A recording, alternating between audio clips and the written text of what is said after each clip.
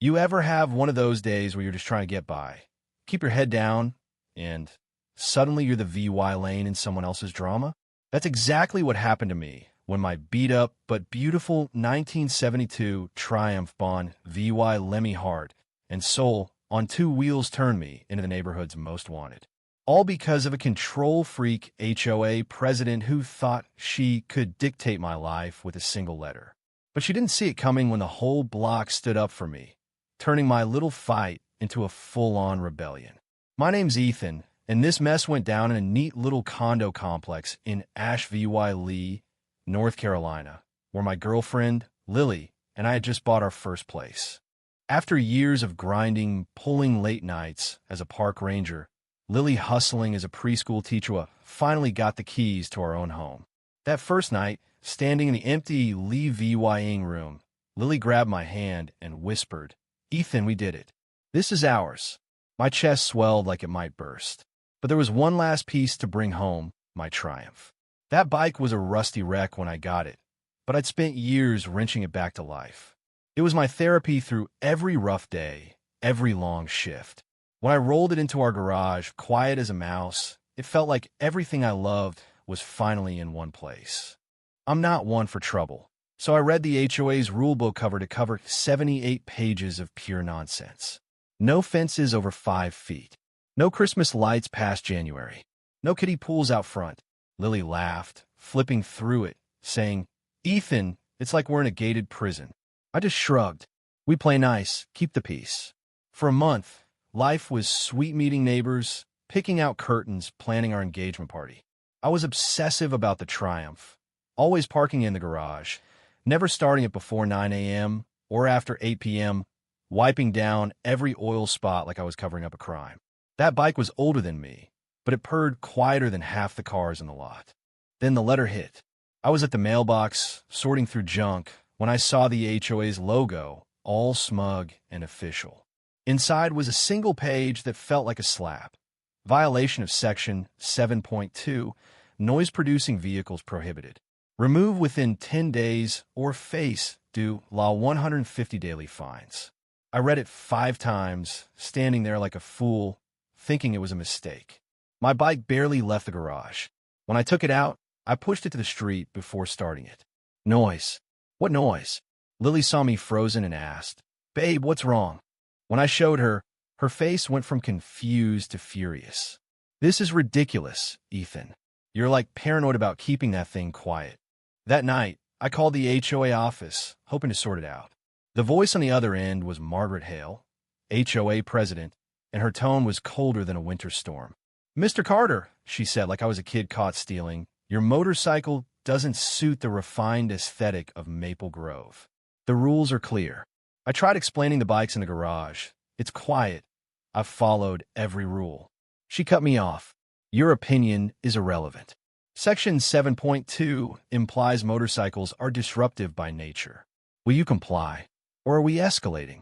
I could hear the smugness in her voice, like she thrived on this. I hung up before I said something I regret, but I was boiling. Lily found me later, sitting in the garage, staring at the Triumph like it was dying. "Maybe we should sell it," she said softly, her hand on my shoulder. "We don't need this fight in our new home." Part of me got it was being practical, thinking about our future. But this wasn't just a bike. It was every late night I spent fixing it, every ride that cleared my head, every dream it carried. GIVYing it up felt like letting Margaret win, like handing her our freedom. Just as I was about to answer, there was a knock. The garage door was open, and there stood Clara, our neighbor from 2 units down, a retired librarian with a sharp wit and a kind smile. "Sorry to barge in," Clara said, holding up an HOA envelope of her own. "I overheard your call earlier. Sound travels out here. Got one of Margaret's love letters, too, huh?"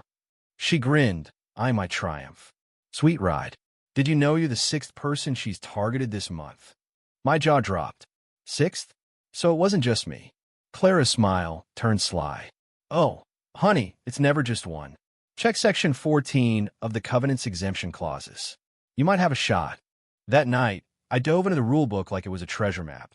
Coffee keeping me up till 3 a.m. Sure enough, Section 14 was gold. You could get an exemption if your situation didn't disturb neighbors, matched the community's VYB, and had signatures from folks nearby. My heart raced. This was a way out, a real chance to keep the bike without breaking rules. When Lily woke up and saw me surrounded by papers, she groaned. "Ethan, have you slept?" I couldn't stop grinning, explaining the exemption like I'd won the lottery. She wasn't sold. Margaret's not going to roll over her babe. She sounded like she chews glass for fun. I called the HOA office to ask about the exemption process.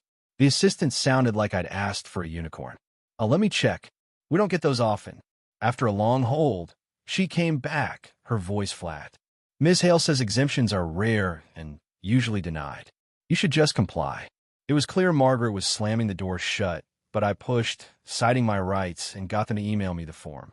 When I cited Clara to thank her, she dropped another bomb over iced tea on her porch. "Margaret's been twisting rules for years," she said, her voice low. "She blocks exemptions, schedules votes when her opponents are gone. It's not about standards, it's about her being the queen."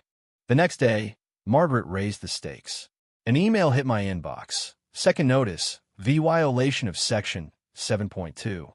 Attached were sneaky photos of our garage door cracked open while I polished the bike.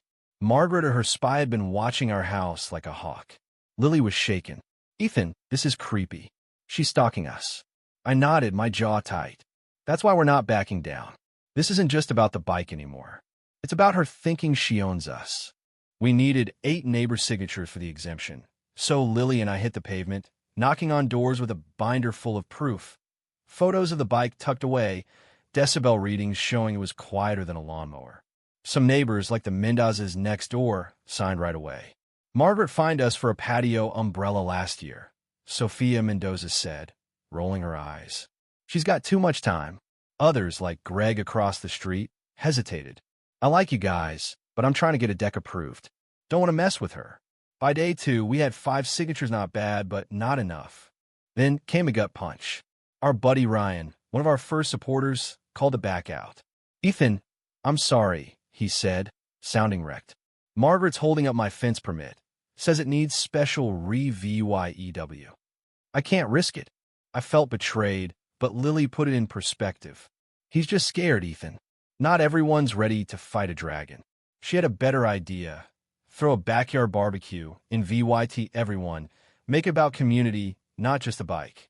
The barbecue was a hit grill, smoke, music, kids running around. We didn't push the exemption hard, just talked, listened, shared beers. Clara worked the crowd, dropping hints about Margaret's power trips.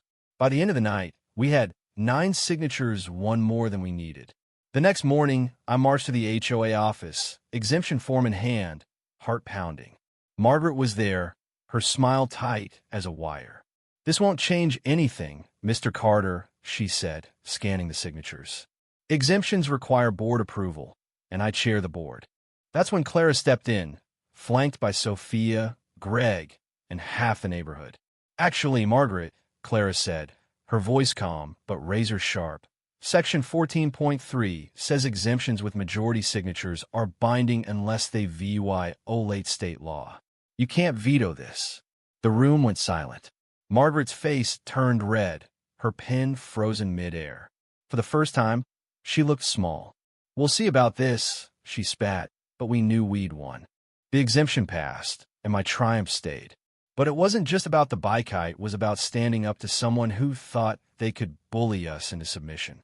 The neighborhood felt different after that, like we'd all remembered we were in this together. Margaret's still around, but her grip's not as tight. People wave a little bolder now, smile a little wider. So what do you think? Was it worth fighting for a bike? Or should I have just sold it to avoid the drama? Is it okay for an HOA to ban something just because it doesn't fit their VYB? And how far would you go to stand up to a bully like Margaret? Drop your thoughts below. Hit that like button if your team triumph, and subscribe for more stories where the little guy fights back.